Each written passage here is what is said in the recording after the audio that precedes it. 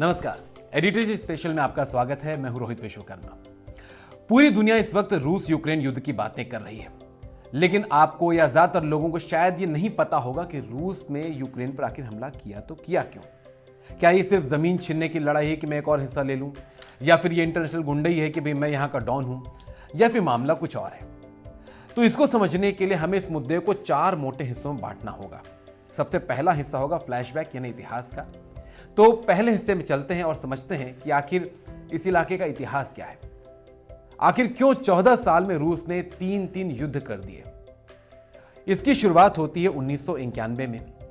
1991 में यूएसएसआर यानी union of Soviet socialist republics, जिसे हिंदी में कहते हैं सोवियत संघ, टूट गया और 15 अलग अलग देशों का उदय हो गया।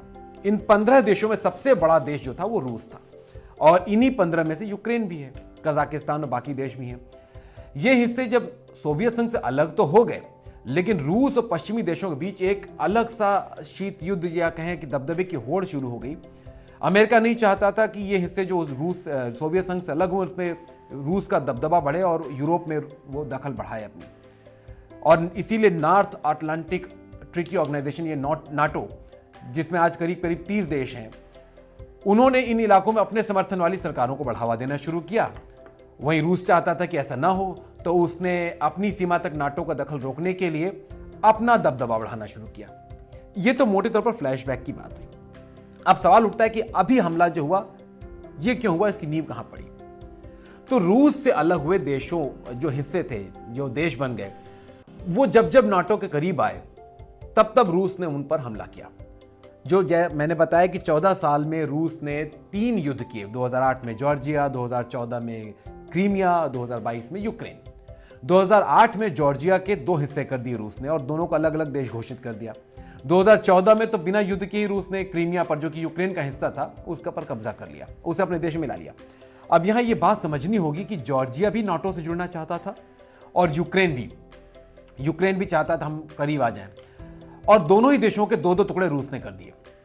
पुतिन ने पहले ही कहा है कि नाटो अगर रूस की सीमा के आसपास पहुंचा या करीब पहुंचा तो उसे रूस पर हमला माना जाएगा, इसलिए वो दूर रहे। यूक्रेन हमले की अब नींव कहां से पड़ती है, यह हिस्सा यहां शुरू होता है। यूक्रेन का पूर्वी हिस्सा रूस से बहुत करीब है। रूस की संस्कृति है, रूसी भाषा के लोग हैं, रूसी नागरिक, रूसी नस्ल के लोग हैं। तो इन्हीं हिस्सों में विद्रोही गुट बने जो रूस से मिलना चाहते हैं। पश्चिमी देश कहते हैं कि भाई रूस ही इन विद्रोहियों को भड़का रहा है। 2014 में यूक्रेन में क्रीमिया वाले हिस्से पर जब रूस ने कब्जा किया, तो इसी वजह से G8 से रूस को खदेड़ दिया गया और G8 G7 बन गया। आज जो हो रहा है उसकी नींव वहीं पड़ गई थी, यानी 2014 में। 2014 से पहले यूक्रेन में यानुकोविच की सरकार थी, जो रूस के करीबी माने जाते थे, लेकिन 2014 में उनके खिलाफ उन्हीं के देश में विद्रोह भड़का और उन्हें अपना देश छोड़कर भागना पड़ा। फिर यूक्रेन में जो सत्ता आई वो यूरोपियन यूनियन के समर्थन वाली मानी गई। नतीजा यह हुआ कि अचानक रूस ने यूक्रेन के क्रीमिया वाले इलाके पर हल्ला बोल दिया और रातों रात वहां के सरकारी इमारतों पर सैनिक तैनात हो गए। रूस ने कहा ये हमारे सैनिक नहीं है, लेकिन माना जाता है कि रूस के ही समर्थन वाले लोग थे और उन्होंने जनमत संग्रह कराया। जनमत संग्रह में 97% लोगों ने कहा कि हम रूस के साथ मिलना चाहते हैं, और फिर वो हिस्सा रूस का हिस्सा बन गया और रूस ने उसे नक्शे में मिला लिया। अब मजे की बात यह है कि 1954 में क्रीमिया यूक्रेन का जो हिस्सा था, जो अब रूस का हिस्सा है, वो पहले 1954 तक सोवियत संघ का हिस्सा था, और जब सोवियत संघ टूटा उसके बाद उस हिस्से को बतौर तोहफे में दे दिया गया था।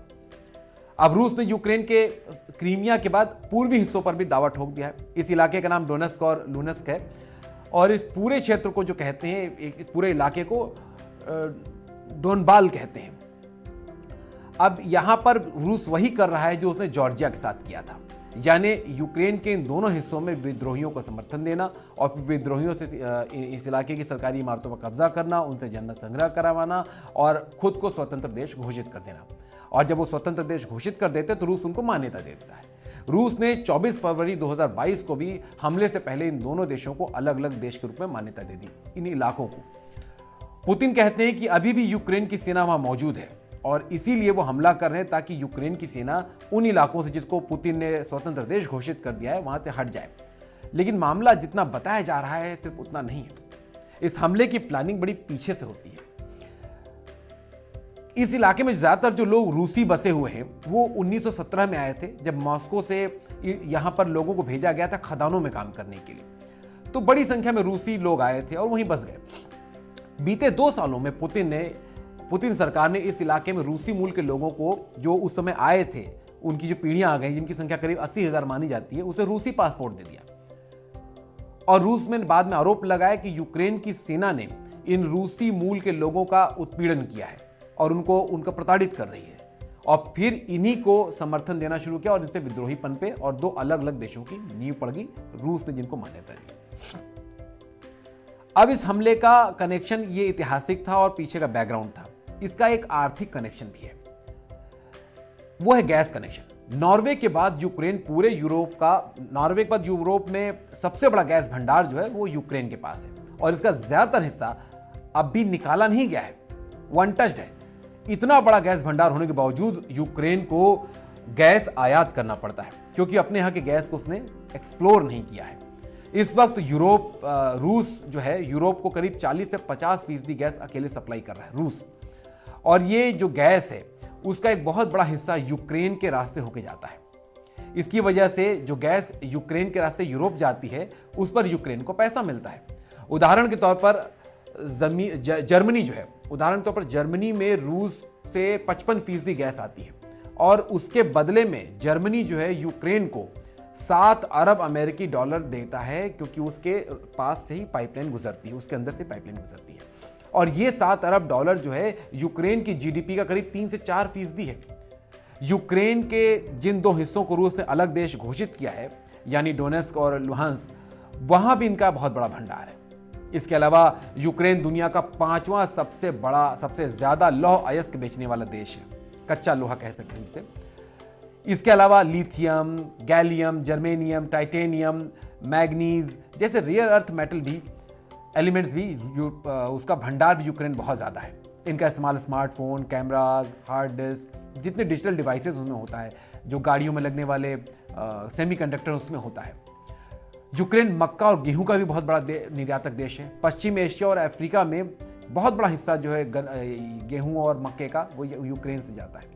यानी अकेले यूक्रेन पर कब्जे से या आधिपत्य से दुनिया की एक बहुत बड़ी आबादी के भोजन पर, डिजिटल डिवाइस पर, ऑटोमोबाइल सेक्टर पर, एनर्जी सेक्टर पर रूस का दबदबा हो जाएगा, जो कि अमेरिका नहीं चाहता, क्योंकि इससे वो दुनिया की अर्थव्यवस्था में अपनी गिरती हिस्सेदारी को बढ़ा देगा।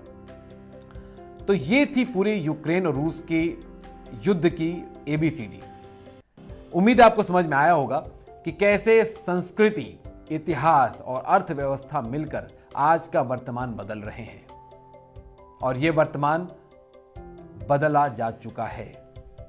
आगे क्या होगा उसकी अपडेट आप एडिटर जी पर देखते रहेंगे। फिलहाल आज इस मुद्दे पर इतना ही। नमस्कार।